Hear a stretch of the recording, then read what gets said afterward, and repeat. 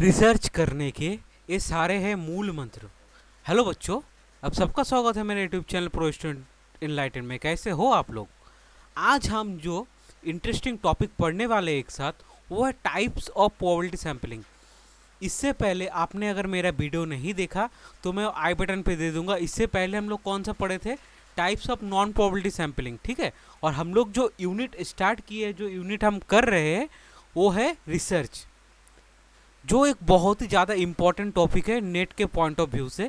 अगर आप लोग नेट क्रैक करना चाहते हो तो ये टॉपिक बहुत ज़्यादा इंपॉर्टेंट है। ये यूनिट, रिसर्च वाला यूनिट बहुत ज़्यादा इंपॉर्टेंट है।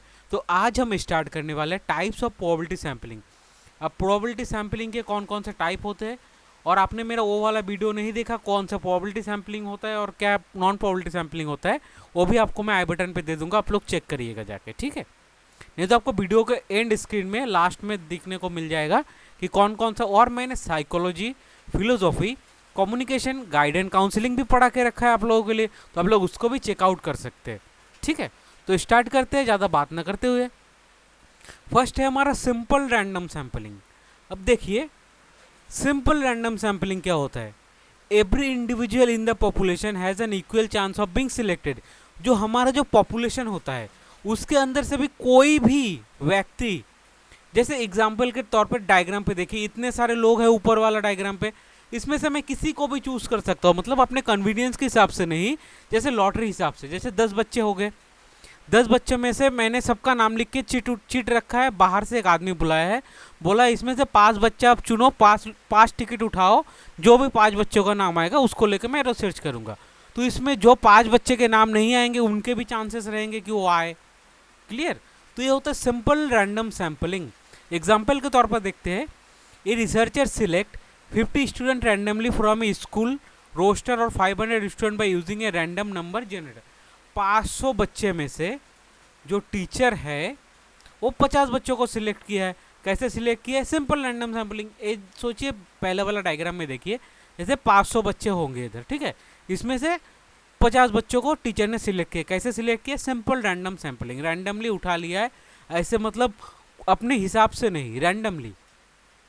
इसका बाद हम देखेंगे stratified sampling.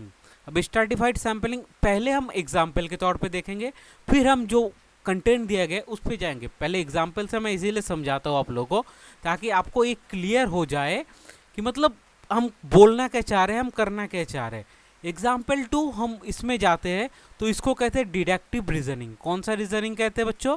Deductive reasoning. Deductive reasoning मतलब एग्जाम्पल 2 कंसेप्ट पे जाना। पहले एग्जाम्पल देखते हैं।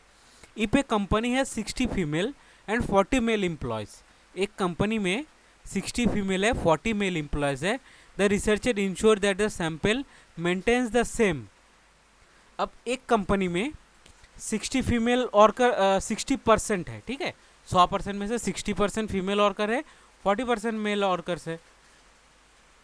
और जो the researcher ensure that the sample maintain the same ratio. Researcher maintain करना चाहता है सेम रेशियो, मतलब 60% में से 60 वुमेन को लेगा और 40% मेल से 40 मेन को लेगा। इतना क्लियर हो गया? तो एक स्ट्रैटा बना लेता है कि मुझे इतने पे से एकदम एग्जैक्ट सही में 60% में से 60 वुमेन लेगा, 40% मेल से 40 मेन लेगा। तो अब हम कंटेंट पे चलते हैं। स्ट्रैटिफाइड सैम्पलिंग क्या होता है? The population is divided into सब ग्रुप। पॉपुलेशन को सब ग्रुप में डिवाइड किया, जैसे फीमेल और मेल में सब ग्रुप में डिवाइड किया, based on specific character. Specific character क्या होता है? उनके कैरेक्टर के हिसाब से, जैसे कि फीमेल एक कैरेक्टर हो गया, मेल एक कैरेक्टर हो गया, एज हो गया, जेंडर हो गया। And sample are taken from each spectrum proportionally. Proportionally मतलब 60 में से 60 ही मेन, 60% में से 60 वुमेन, एक प्रोपोर्शनल हो गया। 40 मेन से है, 40% मेल से 40 मेन लिया। इतना क्लियर हो गया बच्चों? Stratified sampling. अगर डाउट हो, कुछ भी डाउट हो, तो आप कमेंट सेक्शन में ज़रूर पूछिएगा। क्लियर? तो अब हम देखते हैं क्लस्टर सैम्पलिंग। स्ट्रैटिफाइड सैम्पलिंग और क्लस्टर सैम्पलिंग दोनों ऑलमोस्ट सेम है, लेकिन क्लस्टर सैम्पलिंग जो है हम लार्ज सैंपल को कलेक्ट करने के लिए चूज करते हैं। अब एग्जाम्पल देखते हैं। A researcher select 3 out of 10 region in a city and every house in those 3 region is served.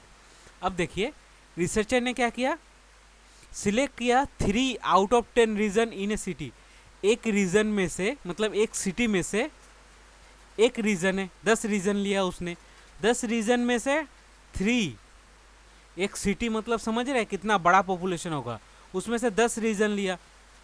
जैसे दिल्ली ले लिया, ग्रेटर नोएडा ले लिया, साउथ दिल्ली ले लिया, ईस्ट दिल्ली ले लिया, ऐसे एक सिटी ले लिया। क्लियर? उसमें 10 रीजन में से of region in a city 3, उसमें से 3 चूज किया, and every house hold in those 3 region is surveyed. तो उसमें से 3 रीजन में से हर घर को उसने सर्वे किया। क्लियर हो गया? अब कंटेक्स्ट में चलते हैं। The population is divide into cluster, एक क्लस्टर में पॉपुलेशन को डिवाइड किया गया है। जैसे कि एक सिटी में से 10 रीजन को सिलेक्ट किया, क्लस्टर बना दिया गया, usually geographically and a random selection of cluster is made. उसमें से रैंडम सिलेक्शन किया उसने।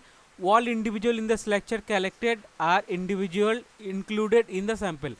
और उसने जो रीजन लिया 3, 10 रीजन लिया और उसमें से 3 घर लिया, तो सब में सबको कलेक्ट किया उसने। अब क्लस्टर सैम्पलिंग देखिए, इजीली मैं आपको समझाता हूँ क्लस्टर सैम्पलिंग क्या होता है। इसमें लार्ज पॉपुलेशन होता है। एग्जाम में पूछा जाएगा कि लार्ज पॉपुलेशन कौन सा सैम्पलिंग में होता है, तो आप लोग बताएंगे कि क्लस्टर सैम्पलिंग में लार्ज पॉपुलेशन होता है। जैसे कि इसमें जब ड्राइंग में देखिए, एक गांव है, 2 गांव है, 3 गांव है, सोचिए। ठीक है, उसमें से कलेक्ट किया गया पहला रीजन से 3-4 जन, फिर दूसरा रीजन से 3-4 जन, तीसरे रीजन से 3-4 जन, ऐसे करके क्लस्टर बना के फिर सैम्पलिंग को कलेक्ट किया जाता है। क्लियर हो गया इतना? अब हम देखेंगे सिस्टमेटिक सैम्पलिंग।